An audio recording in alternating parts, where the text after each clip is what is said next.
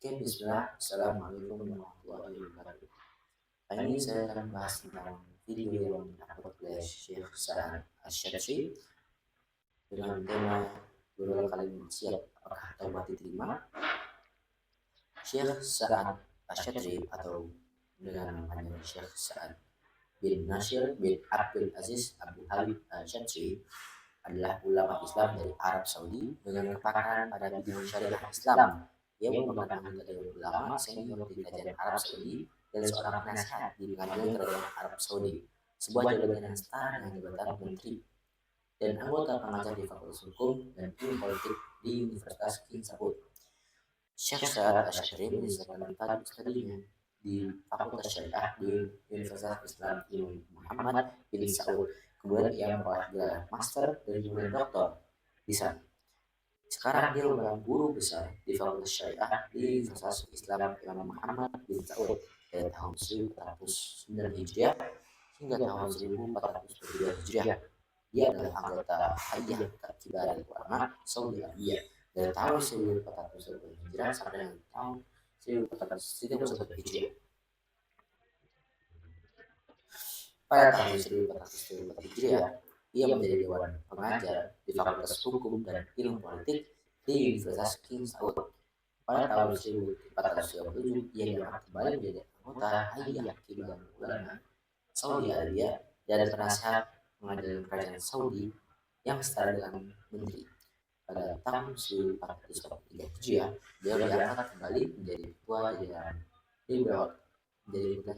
Dewan Pejabat Tinggi dari Al-Madinah International University hingga sekarang. Syekh Sa'ad Al-Asy'adzi menyelesaikan studinya di Universitas Syariah di Universitas Islam Imam Muhammad bin Saud di Riyadh.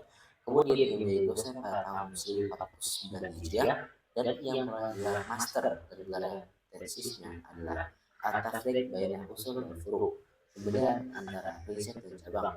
Kemudian ia mendapatkan gelar doktor pada tahun 1417 Hijriah dengan tesis Al-Katbu Wazanu Indal Usuliyyin, istilah dari Al-Katbu dan Hazanu menurut ulama usul fikih. Materi yang disampaikan Syekh Sa'ad tentang berulang kali maksiat apakah taubat diterima. Ada dua poin yang disampaikan oleh Syekh Sa'ad. Yang pertama adalah masalah dan juga seseorang bertanya pada Syekh Sa'ad tentang kondisi seorang yang berbuat dosa kemudian bertaubat kepada Allah dan kemudian jiwa lemah dan ia kembali mengulangi dosa tersebut. Hal ini terjadi berulang-ulang. Bagaimana solusinya? Yang kedua, kewajiban yang selalu kembali bertobat. Jawaban dari Syekh Sa'ad itu solusi utamanya adalah segera kembali bertobat kepada Allah Subhanahu wa taala. Karena Allah memerintahkan kepada hambanya untuk bertobat agar beruntung. Sebagaimana firman-Nya, dan bertobatlah kau sekalian kepada Allah. Hai orang beriman supaya kamu beruntung. Quran Surat An-Nur ayat 31. Dan tobat yang tulus akan menghapus dosa. Sebagaimana disebutkan dalam hadis bahwa orang yang bertobat dari dosa seperti orang yang tidak memiliki dosa. Poin ketiga, janganlah putus asa atas meski dosa terulang. Jika seorang hamba telah bertobat namun kemudian dia lemah dikuasai setan dan kembali bermaksiat, maka wajib bagi untuk kembali ke jalan taubat sekali lagi. Tidak ada manusia yang luput dari kesalahan kecuali mereka yang dijaga oleh Allah.